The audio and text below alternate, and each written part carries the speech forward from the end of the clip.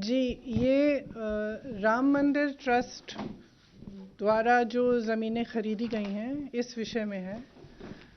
आप सबको मालूम है, पूरे देश को मालूम है कि पूरे देश ने, देश के तकरीबन हर घर ने, गरीब परिवारों ने, महिलाओं ने जो बचत की थी उसमें से भी सब ने चंदा दी है इस ट्रस्ट के लिए।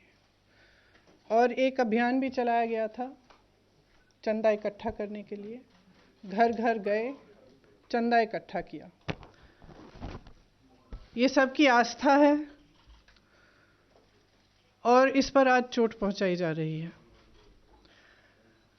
जो सुरजेवाला जी आपको फैक्ट्स इसके बाद सुनाएंगे, इससे स्पष्ट है कि 3 चीज़ें हुई हैं।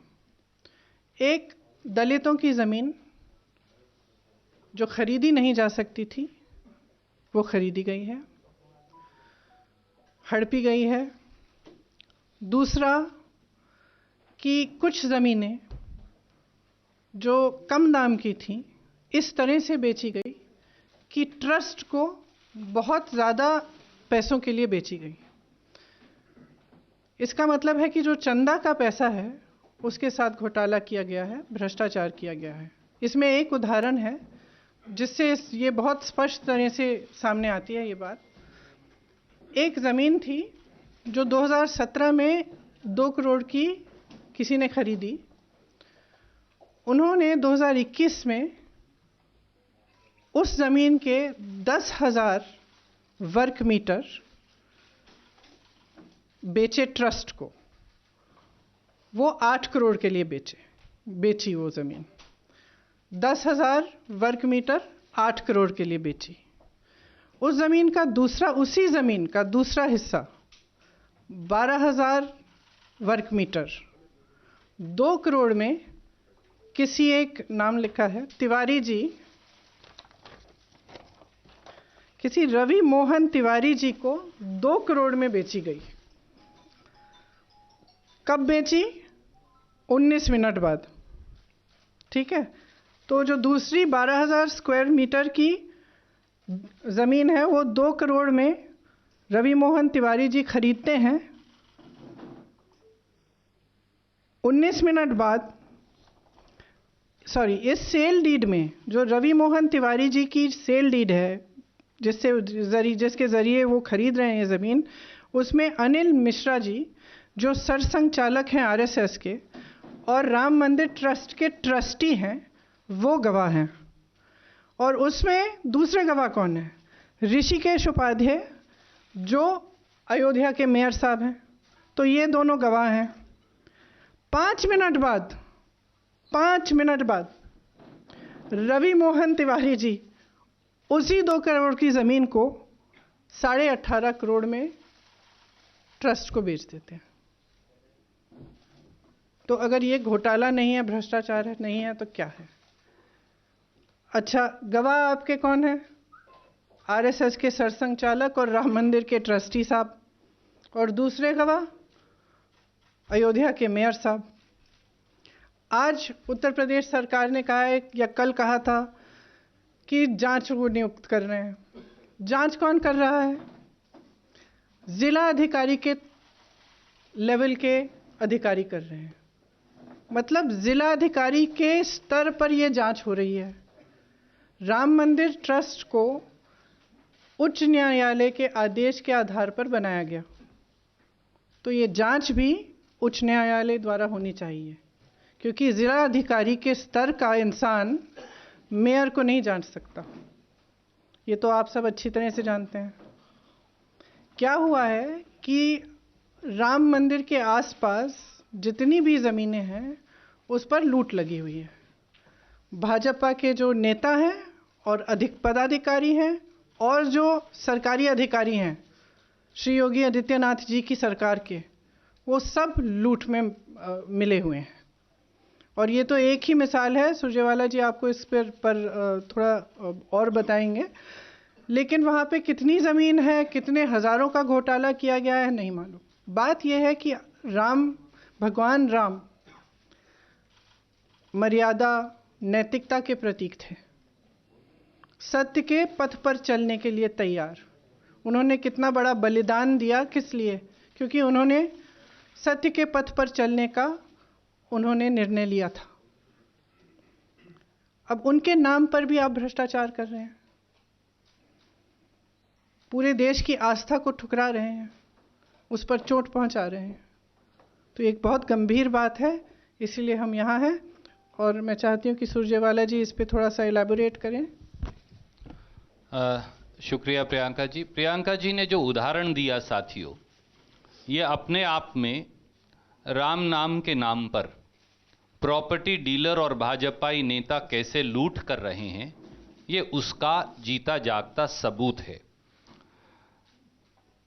15 नवंबर 2017 को 2.3 हेक्टेयर जमीन 2 करोड़ रुपए में बेची गई। उसका रजिस्टर्ड सेल डीड हमारे पास है, प्रियंका जी की तरफ से हम आपको भेज रहे हैं। ये वो सेल डीड है। इस जमीन पर एफआईआर दर्ज कर दी गई, वो भी कहां? राम जन्मभूमि पुलिस स्टेशन, जिला अयोध्या में 22 अप्रैल 2018 को, कि ये जमीन बेची ही नहीं जा सकती क्योंकि ये जमीन निजी ही नहीं है। ये वो एफआईआर है जो हम आपको भेज रहे हैं। तो ये जमीन बेची ही नहीं जा सकती थी और बाकायदा यूपी पुलिस ने ये एफआईआर दर्ज की है। 18 मार्च 2021 को, जैसा प्रियंका जी ने बताया, इस जमीन का आधा भूभाग जो 10,370 वर्ग मीटर है, खरीदने वालों ने, जिन पर एफआईआर दर्ज है कि आप ये बेच ही नहीं सकते, उन्होंने 8 करोड़ रुपए में राम मंदिर ट्रस्ट को टिका दिया। ये वो सेल डीड है, इसकी कॉपी भी हम आपको भेज रहे हैं। इस पर बाकायदा चंपत राय जी ने राम मंदिर ट्रस्ट की तरफ से खरीदी। चंपत राय जी जो आरएसएस के पूर्व लीडर हैं और मोदी जी ने जिन्हें राम मंदिर ट्रस्ट का सचिव बनाया है। और इस सेल डीड पर भी अनिल मिश्रा, ट्रस्टी राम मंदिर ट्रस्ट, और ऋषिकेश उपाध्याय, मेयर भाजपा अयोध्या के दस्तखत हैं। तो पहली बात तो आधी जमीन ही 8 करोड़ में रख ली। उसके जैसा प्रियंका जी ने बताया, 18 मार्च 2021 को ही 7:10 पर शाम को 12,080 वर्ग मीटर, जो उसका दूसरा हिस्सा था जमीन का, वो रवि मोहन तिवाड़ी ने सिर्फ 2 करोड़ में खरीदा।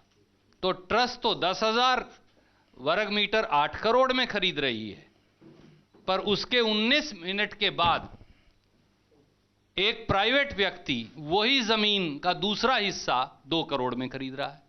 उससे बड़ा हिस्सा, उससे भी बड़ा हिस्सा, और उस पर 12,000 है, वो 10,000 जी, और उस पर ट्रस्टी साइन कर रहा है। तो ट्रस्ट को पता है, जब राम मंदिर ट्रस्ट का ट्रस्टी साइन कर रहा है तो उन्हें पता है। और 5 मिनट के बाद, ये वो है जो उन्होंने खरीदा 2 करोड़ में, ये सेल डीड भी हम आपको भेज रहे हैं। और उसके 5 मिनट के बाद 7:15 पे, जैसा प्रियंका जी ने बताया, वो 2 करोड़ की जमीन इसी राम मंदिर ट्रस्ट को 18.5 करोड़ में टिका दी जाती है, बेच दी जाती है। इस पर भी चंपत राय सचिव के दस्तखत हैं राम मंदिर ट्रस्ट के, और इन्हीं दोनों लोगों के, अनिल मिश्रा के, इस पे भी दस्तखत हैं, और उसी उपाध्याय के दस्तखत हैं। तो उन्हें पता है कि 2 करोड़ की जमीन 5 मिनट में खरीदी थी, उसके बाद बेच दी। ये दुनिया की, प्रियंका जी मुझे कह रही थी कि दुनिया की सबसे जल्दी महंगी होने वाली जमीन है, क्योंकि ये 5,50,000 रुपया प्रति सेकंड से बढ़ रही थी।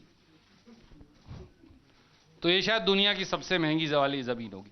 एक बात और है जो आपने अभी बताया भी, 5 बजे के बाद कौन सा तहसील का कार्यालय खुलता है भैया? यहां तो 7:10, 6:51, 7:15 पे रजिस्ट्री हो रही है। और एक उससे भी कमाल की बात है, जब ये जमीन बेची गई तो जो ट्रस्ट ने स्टैम्प पेपर खरीदा, वो तो खरीदा 5:22 पर रवि मोहन तिवाड़ी ने, ट्रस्ट ने खरीदा 5:11 पर, और रवि मोहन तिवाड़ी ने खरीदा 5:22 पर। इसका मतलब कि मुझे आपको अगर जमीन बेचनी है तो तो मैंने जब खरीदी ही नहीं थी, आपने उससे पहले ही खरीद ली ये समझ के कि हाँ इसको सपना आ गया ट्रस्ट को कि हाँ अमुक आदमी खरीदेगा, उसके बाद मैं उससे खरीदूंगा 2 करोड़ की जमीन 18.5 करोड़ में। तो फ्रॉड बिल्कुल साफ है। और जब इस जमीन पर एफआईआर थी तो इसे बेचा कैसे गया? एक दूसरा हिस्सा मुझे प्रियंका जी ने कहा था कि मैं आपके संज्ञान में लाऊं, वो है कि अयोध्या के जो मेयर हैं ऋषिकेश उपाध्याय, उनके एक और भतीजे हैं जो भाजपा के आईटी सेल के नेता भी हैं। हम उनका प्रोफाइल भी आपको रिलीज कर रहे हैं। उनका नाम है दीप नारायण उपाध्याय, ये उनका फेसबुक प्रोफाइल है वो। और इन्होंने लिखा है कि ये मेयर साहब जो हैं ये इनके मामा हैं, इसी के दूसरे पन्ने पर उन्होंने लिखा हुआ है। तो हम आपको ये भी रिलीज कर रहे हैं। इन महाशय ने एक और जमीन खरीदी 20 फरवरी 2021 को, वो ये सेल डीड है। और ये खरीदी इन्होंने 20 लाख रुपए में। उसके 79 दिन के बाद इसी दीप नारायण ने, जो भाजपाई मेयर का भतीजा है, यही जमीन 20 लाख की 2.5 करोड़ में बेच दी राम मंदिर ट्रस्ट को। इस पर भी चंपत राय, अनिल मिश्रा, इन सब के दस्तखत हैं। तो एक चपत ये और लगा दी मंदिर के पैसे की चोरी की। एक फिर तीसरा है, इसी उपाध्याय साहब ने एक गिफ्ट डीड ले ली एक और जमीन की मुफ्त में, ये वो है। ये भी हम आपको भेज रहे हैं, 676 वर्ग मीटर है। और फिर 20 फरवरी 2021 को ये भी 2 करोड़ में राम मंदिर ट्रस्ट को बेच डाली गई। तो चंदे की चोरी का इससे बड़ा, ये 10 के 10 कागजात सेल डीड सहित हम आपको भेज रहे हैं, इससे बड़ा सबूत क्या हो सकता है? अब मैं प्रियंका जी से अनुरोध करूंगा कि आगे वो अपनी बात कहेंगे। We will send you every paper.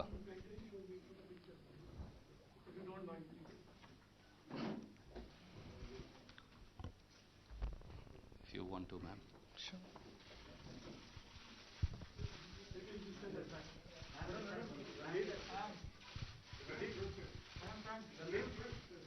I'll come to questions. They can ask questions. Ma'am, shall we? Sorry?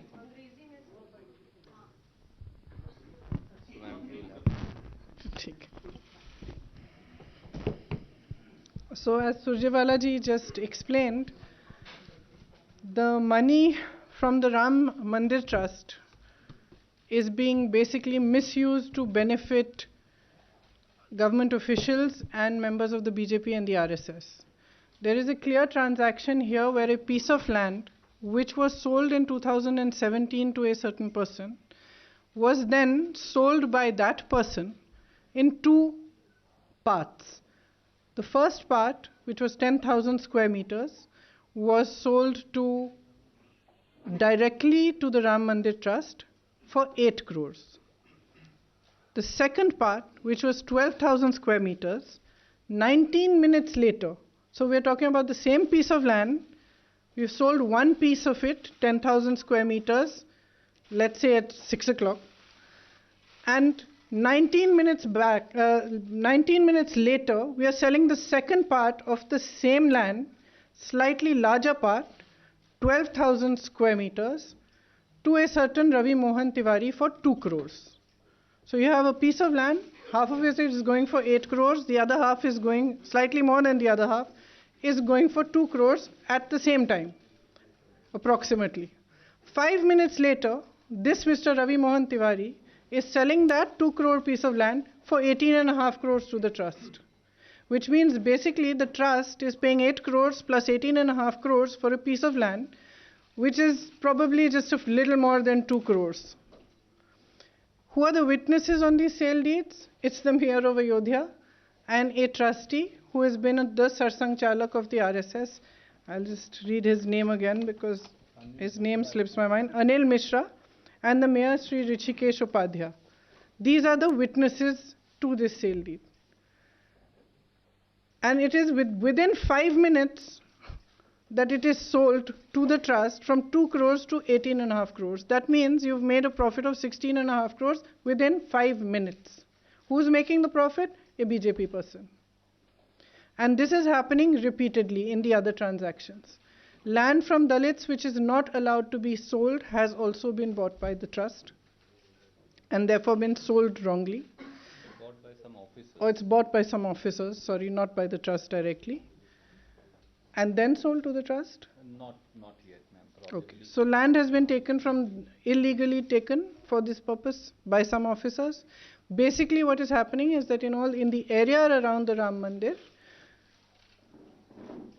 people from the BJP, office bearers from the BJP, workers of the BJP and the RSS, trustees, some of the trustees clearly, and some big officials of the BJP are buying and selling land to benefit themselves and actually using the trust money for this purpose. So people have given money for this trust from all over India. I have been to the houses, villages and houses of people in UP where women have told me that even the money, some of the money that they had saved up, out of that they have given to the trust. And it's being obviously blatantly misused and there's wholesale corruption happening. The other thing is that the UP government has apparently announced that it's going to hold an inquiry into this matter. But who is holding the inquiry? An officer of the level of the district magistrate. Now you have the mayor as a witness on a sale deed, and you are expecting, obviously you're not expecting any inquiry to happen because you have put a person of a district magistrate level in charge of the inquiry. So it's clear that no real inquiry is going to take place. What we are saying is the trust was formed on an order of the Supreme Court. The inquiry should be done at that level. It should be done at the level of the Supreme Court. So that is the... Thank you, ma'am. We'll take questions now one by one. We'll start with PTI. Sanjeev. You just mentioned that only district level officials are probing this alleged land scam. And do you think there'll be, since you yourself expressed apprehensions that they'll not be able to hold investigations against bigwigs in the government and the BJP? Do you think it is an eyewash and should the court? It's absolutely... not intervene? Absolutely. That is my view. It is my view that the court, perhaps even suo motu, should intervene because here we are talking about the faith of millions and also the fact that millions of people, not necessarily well-off people, poor people also have given their savings to this trust. So there is some moral responsibility owed to them. And it's very clear that an officer of that level cannot investigate the mayor of Ayodhya. Thank you, ma'am. Siddharth from ANI.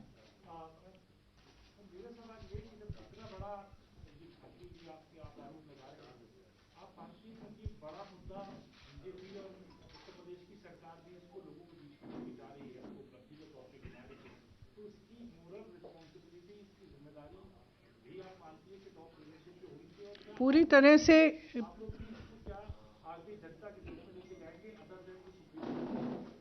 हम तो ज़रूर लेके जाएंगे, हम लेके जा भी चुके हैं। जब से ये शुरू हुआ जून में, तब से काफ़ी आंदोलन भी हुआ है उत्तर प्रदेश में इस पर और हम इसको लगातार करेंगे। लेकिन इसकी नैतिक जिम्मेदारी तो मेरे हिसाब से तो श्री योगी आदित्यनाथ तक नहीं है, ये उन पर नहीं रुकती है, ये नरेंद्र मोदी जी जो प्रधानमंत्री जी हैं उन तक जाती है क्योंकि एक नैतिक जिम्मेदारी है। सबने इसके लिए चंदा दिया है, जैसे मैंने कहा गरीब लोगों ने दिया है, माताओं ने दिया है, बहनों ने दिया है, अपनी जो बचत थी उसमें से दिया है, आस्था की वजह से दिया है। तो इस आस्था को इस तरह से चोट नहीं पहुंचा सकते। और जब आपने अभियान किया है इस चंदा को इकट्ठा करने के लिए, तो जिम्मेदारी तो आप ही की है ना कि चंदा को ठीक से इस्तेमाल किया जाए। अगर उस चंदा पर भ्रष्टाचार हो रहा है और वो चंदा किसी की जेब में जा रही है तो किसकी जिम्मेदारी? आप ही की है। Thank you ma'am. Ravi Sisodia from news 18। Ma'am, जैसे मुख्यमंत्री ने बोला कि एक सप्ताह में पुलिस की रिपोर्ट मंगाई गई है, जांच की बात करें तो रिपोर्ट का इंतजार करेंगे या फिर सुप्रीम कोर्ट से जांच करवाई जाए? आप बताइए, कोई जिला अधिकारी मेयर पे जांच कर सकता है? और ये जो ट्रस्टी हैं, ये राम मंदिर ट्रस्ट के ट्रस्टी हैं, इस पर कोई जिला अधिकारी की आप यूपी आइए और मुझे कुछ कहने की ज़रूरत नहीं है। किसी भी जिला अधिकारी की हिम्मत नहीं है कि वो ऐसे इतने बड़े सरकारी पद पे जो बैठे हैं उन पर जांच की जाए। ठीक है, तो ये ऑब्वियसली ये जांच इसलिए कह रहे हैं क्योंकि कुछ कहना है, इस मामले को निपट लिया और आगे बढ़े, लेकिन ये एक बहुत बड़ा मामला है। Thank you ma'am. Ashish from ABP. UP government ने जांच की बात कही है जी, बट अभी तक कोई स्पष्टीकरण इस करप्शन के मामले को लेकर के नहीं आया। जी, ना आएगा।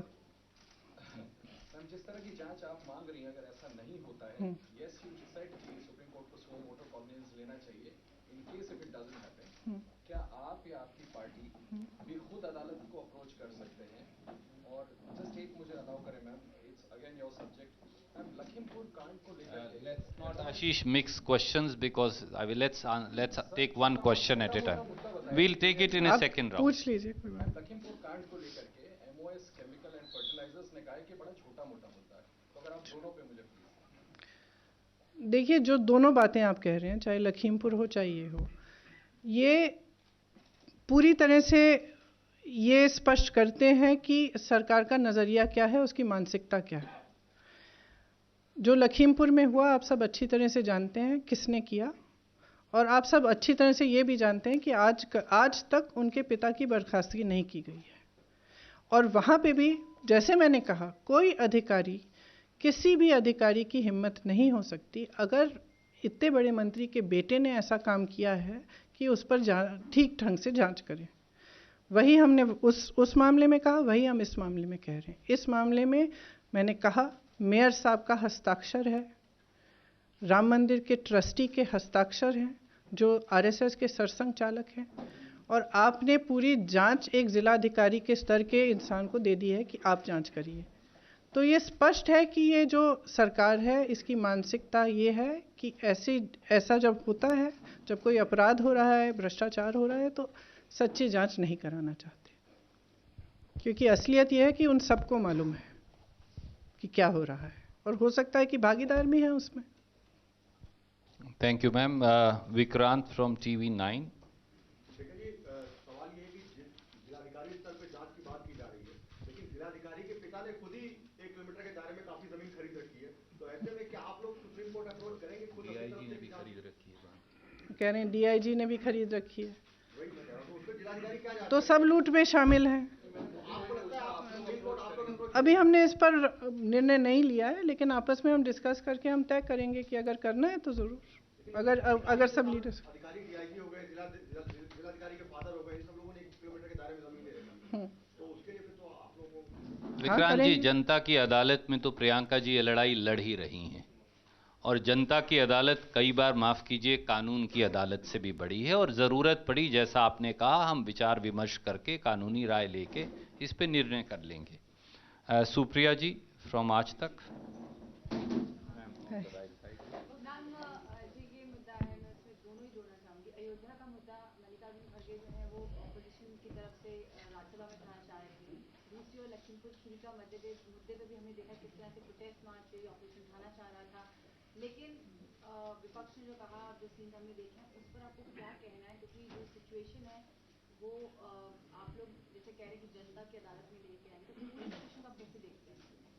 सिचुएशन ये है कि लोकतंत्र को ख़त्म किया जा रहा है, और ये है कि चाहे भ्रष्टाचार हो, चाहे अत्याचार हो, चाहे हत्याएं हो किसानों की, इन सब बातों पे ना चर्चा हो रही है, ना जांच कभी होगी, क्योंकि सरकार जानती है कि क्या हो रहा है, सरकार उसमें पक्षदार है, सरकार नहीं चाहती कि सच्ची जांच हो, और ये नहीं चाहती कि एक लोकतांत्रिक तरह से इस पर कोई भी चर्चा हो, क्योंकि चर्चा होगी आप सबको अब मजबूर हो जाएंगे दिखाने के लिए। अगर पार्लियामेंट में चर्चा होगी, लोग देखेंगे, जनता समझ जाएगी। Thank you ma'am. News 24 Raman. Rekha ji, इस पूरे खुलासे के बाद आपको क्या लग रहा है कि इसमें किंगपिन कौन है? क्योंकि चंपत राय के बारे में अभी आपने बात अब जांच तो मैं खुद कर नहीं रही हूँ, तो मैं किंगपिन कौन है क्या? चंपत राय के बारे में आपने बात कही, इससे पहले भी कुछ खुलासे हुए थे चंपत राय के बारे में कि उनकी भूमिका है इसमें, बिना उनकी सहमति के ऐसा संभव नहीं है। तो चंपत राय कहीं चंपत ना हो जाए उससे पहले, इसके लिए कुछ आप मांग करेंगे? देखिए, बगैर बगैर सही जांच के मैं नहीं कह सकती कि कौन किंग पिन है। ये बहुत स्पष्ट है कि इसमें जैसे मेयर साहब के हस्ताक्षर हैं, एक नहीं 2 ट्रांजैक्शन में उनके हस्ताक्षर हैं, ये जो ट्रस्टी हैं मिश्रा जी इनके भी हस्ताक्षर हैं, तो ज़रूर ये लोग इन्वॉल्व हैं। अब इसके अलावा कौन कौन इन्वॉल्व है, कौन क्या कर रहा है, ये तो जांच ही बता पाएगी, लेकिन हम चाहते हैं कि एक निष्पक्ष जांच हो। Thank you ma'am. NDTV Sunil. Just wanted to ask you, the government is suo moto taking, when you made a statement, public statement the other day, they're suo moto ordered an inquiry. And I'm not getting into that because I don't want to divert that. But on this very same issue of the Ram Mandir, government has already said that they're going to do an inquiry. Many have asked you whether you're going to go to the Supreme. How can a government inquire about itself? I agree with you. So I'm asking you. If the accusation is against a government, how can they decide that they are going to inquire and decide who is right and who is wrong themselves? That is the whole point I'm making. The point is that these are, sorry I'm interrupting you, but the point is that all these are government officials. Even the statement I made the other day refers to the government. And it's just that in every single case, you cannot just order a small little inquiry at whatever level you feel like and say, we've ordered an inquiry, the matter is over. Especially when you are the person, or you, not the person rather, that you are the entity that is being accused of something. And that is exactly what I'm saying in Lakhimpur Kheri case as well. I'm saying that here is the son of a minister who has committed a heinous act, and you are ordering an inquiry with the minister still in his seat. And he is no less than the state minister for home. Same thing we are saying here. You cannot order an inquiry at the level of a district magistrate, and the person who has signed the papers is the mayor. It's absolutely ridiculous. So who are you trying to fool? They are trying to argue that it Sunil, I'll come back to you. Vivek Srivastava from Rajasthan Patrika. Madam, लगातार उत्तर प्रदेश में देख रहे हैं कि जो भी प्रमुख मुद्दे होते हैं उस पे आप पहुंचती हैं।